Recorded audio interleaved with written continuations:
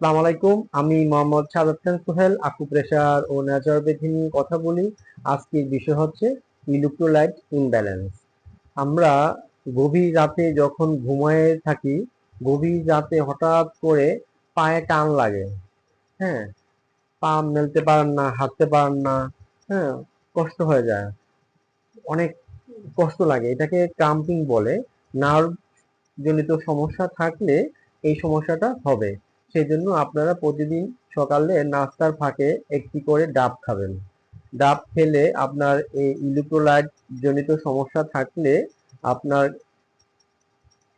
আপনার ঘাটতিজনিত কোনো calcium, potassium, magnesium, sodium জনিত কোনো ঘাটতি থাকলে আপনি এই ডাব খেলে আপনার এই ঘাটতিটা পূরণ হয়ে যাবে।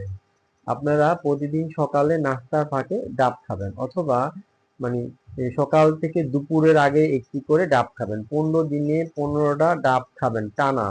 টানা 15 দিন 15টা ডাব খেলে আপনারা এই ইলেক্ট্রোলাইট জনিত সমস্যা থেকে মুক্তি পাবেন। যদি আপনার ইলেক্ট্রোলাইটটা ইমব্যালেন্স থাকে, ডাব খেলে ব্যালেন্স হয়ে যাবে। ধন্যবাদ, ভালো থাকবেন।